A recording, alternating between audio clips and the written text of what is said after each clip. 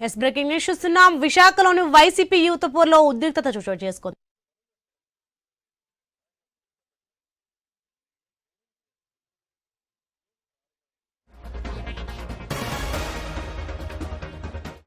ఎమ్మెల్యేల కేసులో కీలక పరిణామం చోటు చేసుకుంది. ఎమ్మెల్యేల అనర్హత పిటిషన్లపై justice B R Gavai, justice Vinod Chandran supreme ధర్మాసనం మరోసారి విచారణ చేపట్టింది.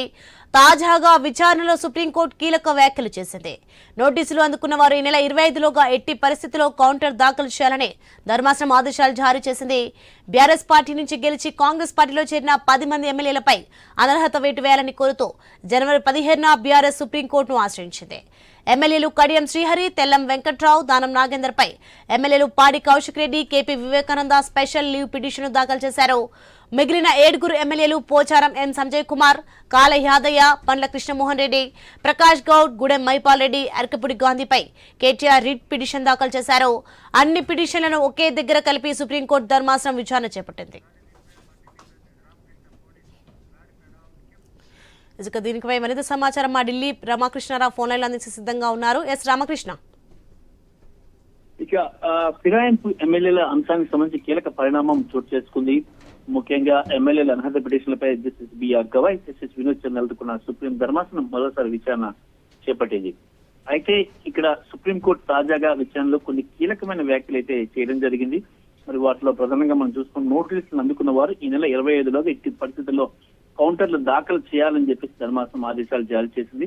బీఆర్ఎస్ పార్టీ నుంచి గెలిచి కాంగ్రెస్ పార్టీలో వచ్చిన 10 మంది ఎమ్మెల్యేలపై అనర్హత వేటు వేయాలని కోరుతూ జనవరి 15న బీఆర్ఎస్ సుప్రీంకోర్టుని ఆశ్రయించింది. మరి ఎమ్మెల్యేలు కడియం శ్రీహరి, తెల్లం వెంకట్రావు, దానం నాగేందర్, ఎమ్మెల్యేలు పాడి Kaushik Reddy, KP Vivekananda Reddy special petition దాఖలు చేశారు. మిగిలిన 7 ఎమ్మెల్యేలు పోచారం సంజయ్ కుమార్, కాలే యాదయ్య, బండా కృష్ణమోహన్ రెడ్డి, ప్రకాష్ సింగ్ గౌడ్, అలాగే గూడెం మైపాల్ రెడ్డి, అరకపూడి గాంధీపై కేటీఆర్ రిట్ పిటిషన్ దాఖలు చేశారు.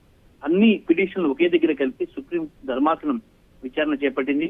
మరి ఈ నేపథ్యంలో ఈ ఎమ్మెల్యేలు అయితే మాత్రం కంపల్సరిగా ఇప్పుడు దీనికి కౌంటర్ దాఖలు చేయాలి. కౌంటర్ దాఖలు చేసిన తర్వాత ఎలాంటి నిర్ణయం తీసుకుంటుంది కోర్టు అనేది కూడా చాలా ఉత్కంఠగా మారింది. మరి సుప్రీంకోర్టు నిర్ణయం బట్టి ఎమ్మెల్యేల భౌతవ్యం ఆధారపడి ఉంది. మరి స్పీకర్ సుప్రీంకోర్టు తీర్పు కానీ ఒకవేళ ఎమ్మెల్యేలపై వేటు వేయాలని కానీ వచ్చినట్టుగా అయితే స్పీకర్ సుప్రీంకోర్టు ఆదేశాలను పాటిస్తారా లేదా తన విచక్షణ అధికారాన్ని ఉపయోగిస్తారా? ఇది చాలా ఇంపార్టెంట్.